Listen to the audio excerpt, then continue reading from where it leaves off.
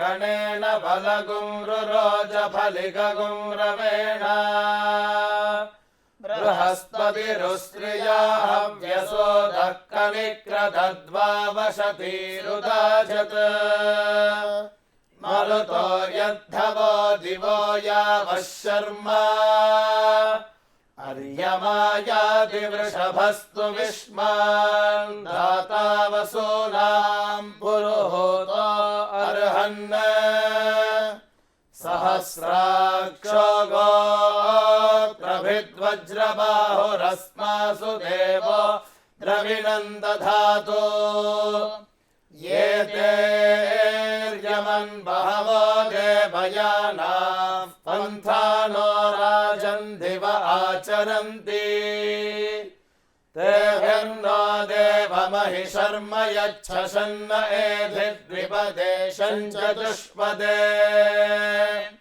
बुध्नादग्रमङ्गिरोभिर्गृणानो विपर्वतस्य दिगुंहितान्यैरत् रुजद्रोधागुंसि कृत्रिमान्येषागुं सोमस्य तामद इन्द्रश्चकार बुध्नादग्रेण विमिमायमानैर्वज्रेण खान्यतृणन्नदीनाम् वृथा सृजत्पथिभिर्दीर्घयाथैः सोमस्य तामद इन्द्रश्चकार प्रयोजज्ञे विद्वागुम् अस्य बन्धुं विश्वानि देवो जनिमा विवक्ति ब्रह्म ब्रह्मण उज्जभारमध्यान्नीचादुच्चा स्वधयाभिप्रदस्थौ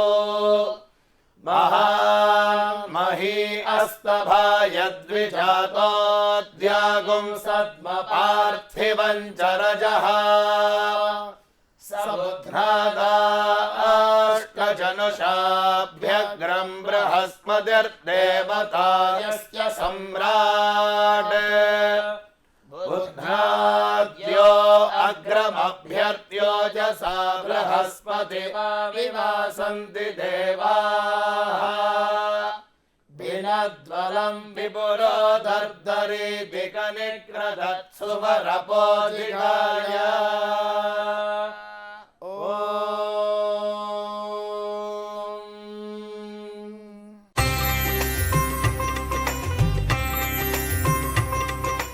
శ్రీ క్రోధినామ సంవత్సరం దక్షిణాయనం శరదృతువు ఆశ్వయుజమాసం అక్టోబర్ 24వ తేదీ గురువారం. తిథి బహుళ అష్టమి. రాత్రి 2 గంటల వరకు. నక్షత్రం పునర్వసు. ఉదయం 6:15 వరకు. వర్జ్యం మధ్యాహ్నం 2:43 నుండి సాయంత్రం 4:24 వరకు. దుర్ముహూర్తం ఉదయం 9:51 నుండి 10:37 వరకు. తిరిగి మధ్యాహ్నం 2:41 నుండి మధ్యాహ్నం 3:27 వరకు. శుభ సమయం రాత్రి 12:53 నుండి 2:35 వరకు.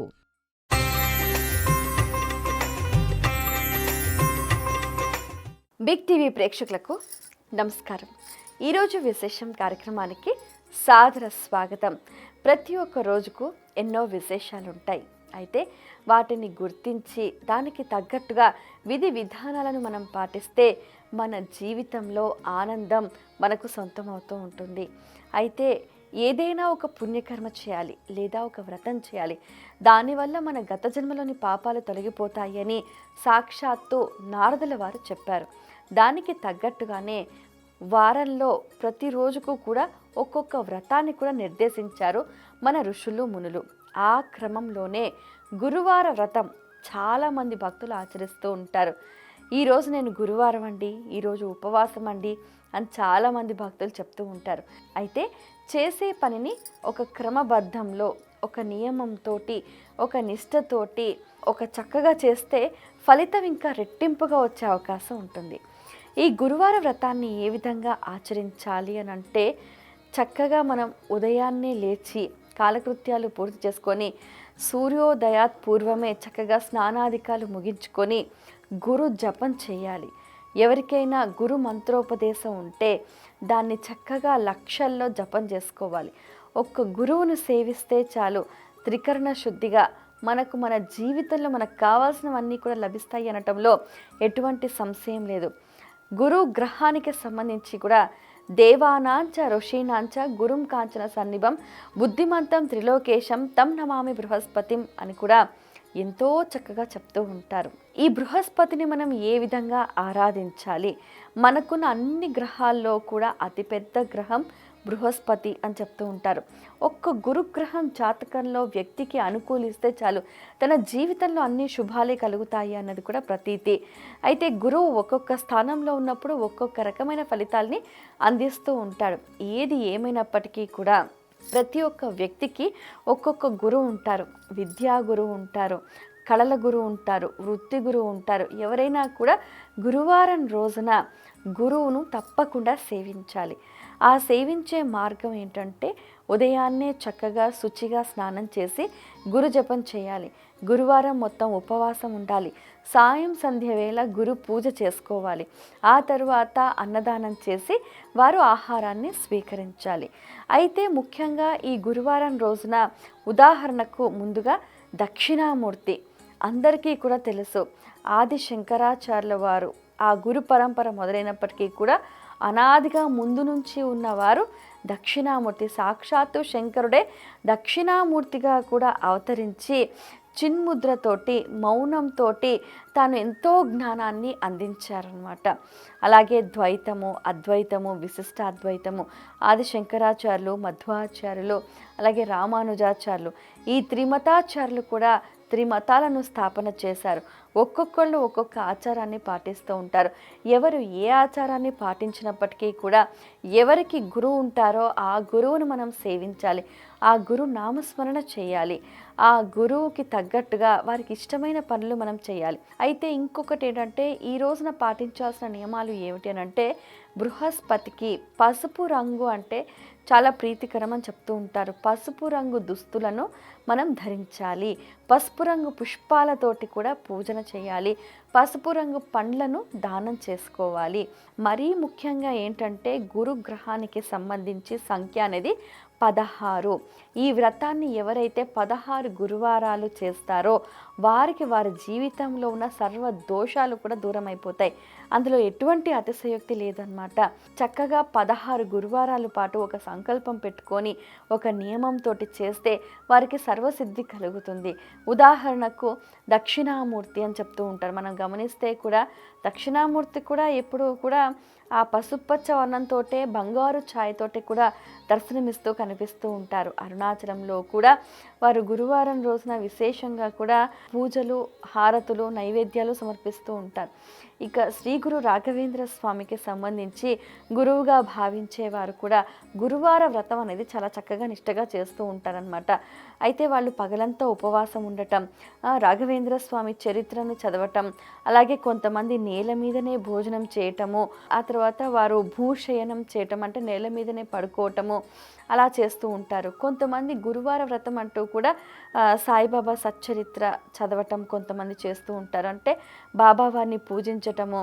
అలాగే మనం గమనిస్తే గురువుగా భావించే దత్తాత్రేయ స్వామి వారికి కూడా విశేషంగా కూడా పూజలు చేస్తూ ఉంటారు. ఏది ఏమైనప్పటికీ గురువార నియమం వచ్చేసరికి ఏంటంటే ఒంటిపూట భోజనం చేయటము, నేల మీద పడుకోవటము, మితంగా ఆహారాన్ని తీసుకోవటము. అయితే ఆహారం కూడా పసుపు రంగులో ఉన్న తీసుకోవటము, దాన్ని స్వీకరించటము, దానం చేయటము అనేది చాలా ముఖ్యం. అలాగే గురువుల యొక్క చరిత్రను ముఖ్యంగా చదవాలన్నమాట. అంటే ఏంటంటే ఒక గురువు తన జీవితంలో తన గమ్యస్థానానికి చేరుకున్న వాళ్ళు, ఆత్మజ్ఞానాన్ని పొందిన వాళ్ళు గురువులు అని అంటుంటారు. ప్రతి ఒక్క వ్యక్తికి నిత్య జీవితంలో తాను ఆత్మజ్ఞానాన్ని పొందాలి అని అంటే గురువును సేవించాలి. దానికి అనువైనది ఈ గురువార వ్రతం. ఇది 16 వారాలు చేసుకోవాలి. ఎవరైతే ఈ 16 వారాలు చేస్తారో వారికి వారి జీవితంలో అన్ని శుభాలు కలుగుతాయి, సర్వసిద్ధి కలుగుతుంది. ఇది ఆర్యోక్తి. నమస్తే.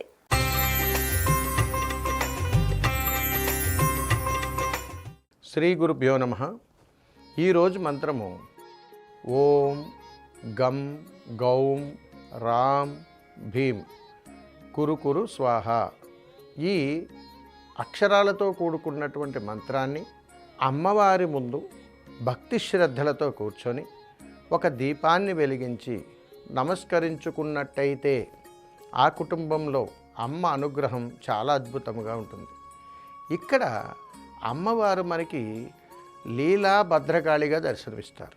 ఎలా ఇస్తారంటే అమ్మవారు తన యొక్క జడకూరులను పెద్దగా చేసుకొని జడకూరులనే వస్త్రాలుగా కప్పి ఉంచేటువంటి దర్శనం. అంటే అమ్మవారి యొక్క ప్రతిరూపం తప్ప ఇంకేమీ కనిపించదు మనకి.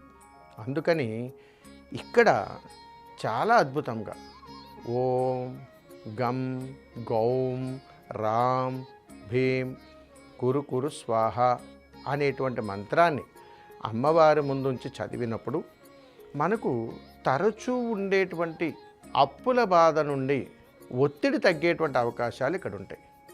ఇక్కడ మీకు అమ్మ లీలలో ఒక విధానాలు ఉన్నాయి.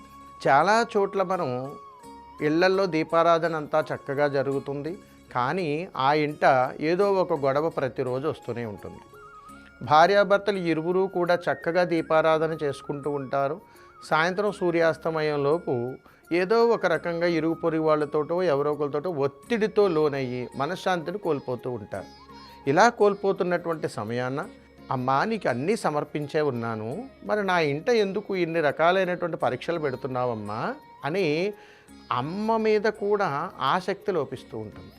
అలా వచ్చినప్పుడు అమ్మ పెట్టే పరీక్షగా కానీ మనం భావించి ఈ విధముగా మంత్రాన్ని జపించి అమ్మవారి ముందు ఒక దీపాన్ని ఉంచి భార్యాభర్తలు ఇరువురూ కూడా అక్కడ కూర్చొని అమ్మవారికి నిమ్మ చెక్కలను అంటే నిమ్మకాయను 4 లేదా 8 భాగాలుగా చేసి ఒక పత్రంలో ఒక ఆకులో ఉంచి, అంటే ఏ ఆకు అయినా పర్వాలేదు, అందులో ఉంచి అమ్మవారి ముందు నివేదనగా ఉంచి నమస్కరించుకున్నట్టయితే ఖచ్చితంగా ఆ ఇంట అప్పుల నుండి ఒత్తిడి నుంచి బయటపడేటువంటి అవకాశాలు ఉంటాయి.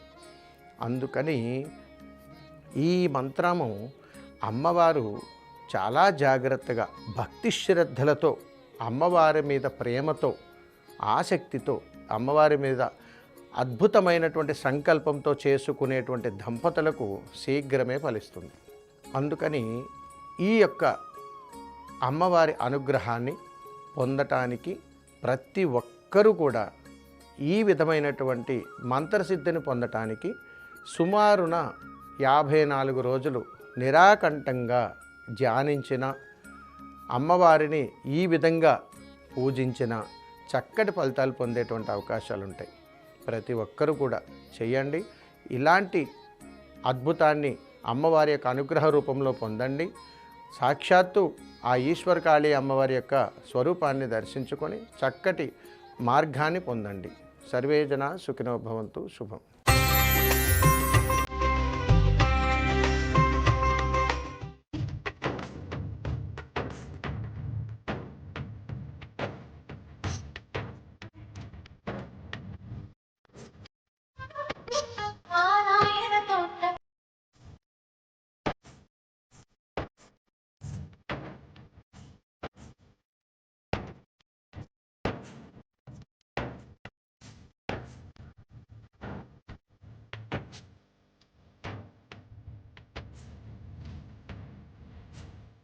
ఓం సాయి శ్రీ సాయి జయ జయ సాయి. అనంత కోటి బ్రహ్మాండ నాయక రాజాదిరాజ యోగిరాజ పరబ్రహ్మ సచ్చిదానంద సద్గురు సాయినాథ్ మహారాజ్ కీ జై అంటూ అశేష భక్త జనావళి నిత్యం తన గుండెల్లో గూడు కట్టుకొని ఆరాధించే సద్గురువు శ్రీ షిరిడి సాయినాథుడు. శ్రద్ధ సబూరి అనేవి ఆభరణాలుగా ప్రతి ఒక్క భక్తుడికి తాను నిత్య జీవితంలో ఏ విధంగా మెలగాలో ప్రత్యక్ష నిదర్శనంగా ఆచరించి చూపించిన మహోన్నత వ్యక్తి శ్రీ షిరిడి సాయినాథుడు. బాబావారి ఆలయం లేని ప్రాంతం లేదంటే అతిశయోక్తి కాదు. ఎన్నో ప్రదేశాల్లో ఎన్నో బాబావారి దేవాలయాలలో ఎంతోమంది భక్తులు నిత్యం బాబావారి సన్నిధిలో జ్ఞానాన్ని పొందుతూ ఉన్నారు. సదానింబ వృక్షస్య మూలాదివాసాత్ సుధాశ్రావిణం తిక్తమప్యప్రియంతం తరుం కల్పవృక్షాదికం సాధయంతం నమామీశ్వరం సద్గురుం సాయినాథం. హైదరాబాద్ పంజాగుట్ట ద్వారకాపురి కాలనీలో బాబావారు వేంచేసి అశేష భక్త జనావళిని అనుగ్రహిస్తున్నారు. షిరిడీ వాస సాయి ప్రభో, జగతికి మూలం నీవే ప్రభో, దత్త దిగంబర అవతారం, నీలో సృష్టి వ్యవహారం, త్రిమూర్తి రూప ఓ సాయి, కరుణించి కాపాడోయి, దర్శనమీయగరావయ్యా, ముక్తికి మార్గం చూపుమయ్యా. వాణిజ్య కూడలి ప్రదేశంలో బాబావారు ఎంతో మంది భక్తులను వారి కోరిన కోర్కెలను తీరుస్తూ కొంగు బంగారంగా భాసిల్లుతూ ఉన్నారు. ఈ ఆలయంలో అడుగు పెట్టగానే మానసిక ప్రశాంతత తొణికిసలాడుతూ ఉంటుంది. ఈ ఆలయ ప్రాంగణంలో ముందుగా మనకు సర్వ విఘ్నాలను తొలగించే విఘ్నేశ్వరుడు అభయహస్తంతో భక్తులను అనుగ్రహిస్తూ ఉంటారు.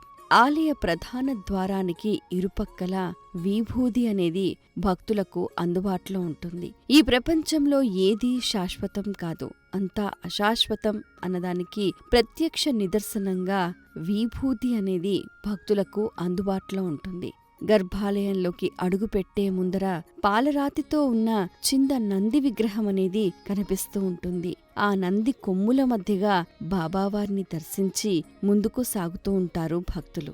ఒక్కొక్క భక్తుడు ముందుకు సాగుతూ ఉండగా ఇక్కడ ఈ ఆలయ ప్రాంగణం ప్రశాంతతకు నిలయంగా భాసిల్లుతోంది. ఓ పక్క గణపతి, మరోపక్క శ్రీ సీతారామచంద్ర స్వామివారు లక్ష్మణ హనుమత్ సమేతంగా కొలువుతీరి ఉన్నారు. వారిని దర్శించుకున్న భక్తులు బాబావారి పాదాలకు నమస్కారం చేసుకొని బాబావారిని స్వయంగా తాకి నమస్కరించటానికి ముందుకు సాగుతూ ఉంటారు.